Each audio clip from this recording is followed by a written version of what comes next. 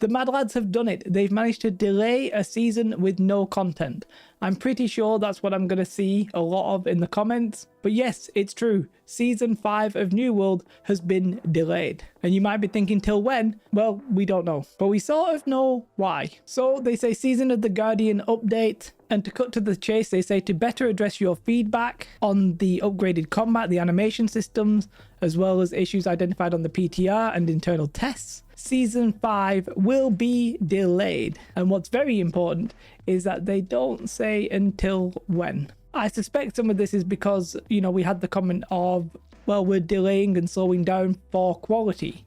Maybe they actually want to make sure that that is true. Now, whilst delays are never good, nobody's happy about a delay. We're not singing from the rooftops. And while I know in the past there'd been questions whether or not they could actually make content on a seasonal frequency, I don't mind a delay. I sort of mind that we don't have any indication of how long it will be, but I guess it's ready when it's ready. The fact that they've made this post early, we're like 5 days before Season 5 should have gone live, and the fact that they've gone through a lot of things that need like changing and the things that they're working on, sort of suggests to me that this will be probably at least a week, maybe 2, maybe longer. Quite simply, we don't know when. However, they do talk about some of the things that they are changing based on the feedback and when they are changing them. So for example, they mentioned what they already did to the Phoenix Amulet, which, just to explain, it was going to keep you immune from like dying for 2 seconds, and they made it 1 second. And then they made it so that you would become invulnerable for 4 seconds and then die anyway. Well, now they're changing it yet again. Obviously, some of these numbers are subject to change, but they're changing it in a really interesting way this time. When you receive lethal damage, you avoid death and you regain 100% of your max health. You will then become inflicted with vengeance. Not the life staff, that's something completely different. And then this reduces your healing by 100%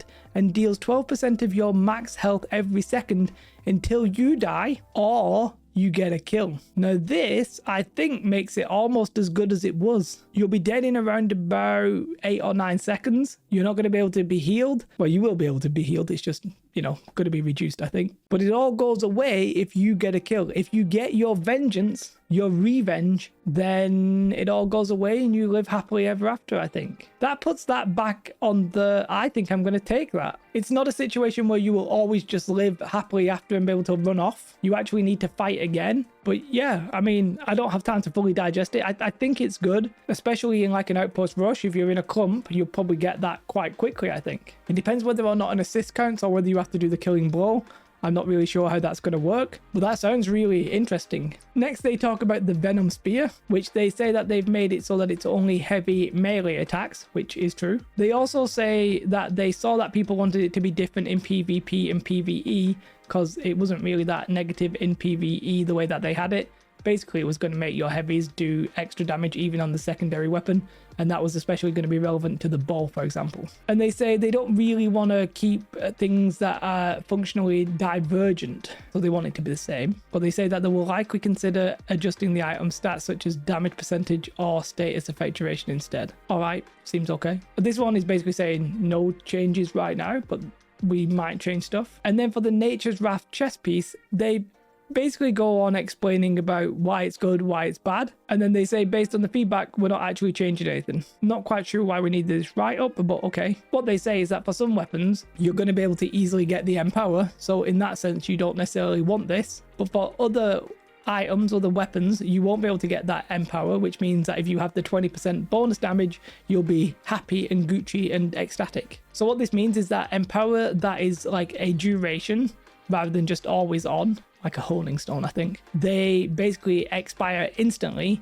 but you do 20% more damage across the board, base damage, I think. And what they're saying is for people and weapons where you can easily get empower, you might not want to use this. But if you can't, you might want to use it, so we're keeping it the way that it is. Alright, fair enough. And then they don't really elaborate on this one, which is upgraded combat and animation systems. They say that they're doing some fine-tuning on the upgraded combat and animation system, aka the Slayer script, and they just say that your feedback has helped and, you know, they're going to continue and improve it. Alright, I guess. Pretty much the same for the controller support, that there's some awkwardness. They're not going to be able to do massive changes in this one, but okay. I sort of felt like initially this was starting to justify why it was delayed, but then you sort of realize it's just saying what's changed in the PTR. which is fine. The next one is that they talk about the cooking trade skill, and this is actually probably the biggest ones actually. So instead of it being 5 fish for 3 meals, it's now going to be 3 fish for 3 meals, which is fair enough. I think logically speaking that makes sense anyway. If anything, you would have thought it would be the opposite way, right? You could probably do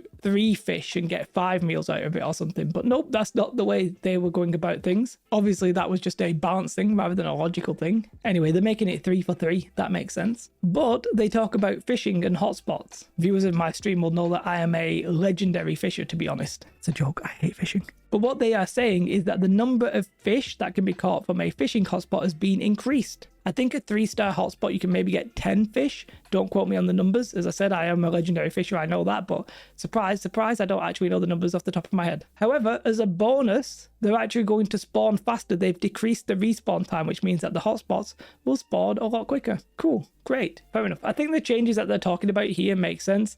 The artifact change, I mean, the one that is interesting is the Phoenix Amulet. Is it busted? It sort of sounds good to me. I'll be curious how it works with assists versus kills. Like, do you need to get the finishing blow? Because if you don't, then that is effectively a must in Outpost Rush, in my opinion. If you need to get the finishing blow, then it's going to be a little bit harder either way. But I have to say, I like it the way that it is. I think it's a nice concept. I think it's a good concept, honestly. I mean, it might be strong, it might not. I think it's going to be decent. I'm always worried about giving my instant opinion on something like this because I could very, very easily be way off base.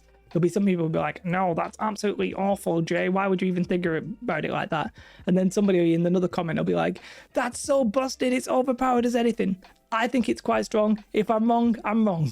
And then the rest is basically no changes apart from really to fishing and, you know, and cooking a little bit. And they're good changes. As to when we'll see the season of The Guardian, well, I mean, jury's out. I sort of feel like, considering they've announced it a little bit earlier, that it's going to be probably at least a week, maybe 2. And yes, I'm aware that there's not much actual content in this patch, but let's keep in mind that the changes to the combat is actually pretty significant. Ultimately, for the end user, it's probably not going to be that noticeable for a lot of people, ideally if they do it right. But that doesn't mean it's a small undertaking. It's a major patch, but not necessarily with major content. But the when, we'll see. I would guess either the 19th or the 26th, but meh.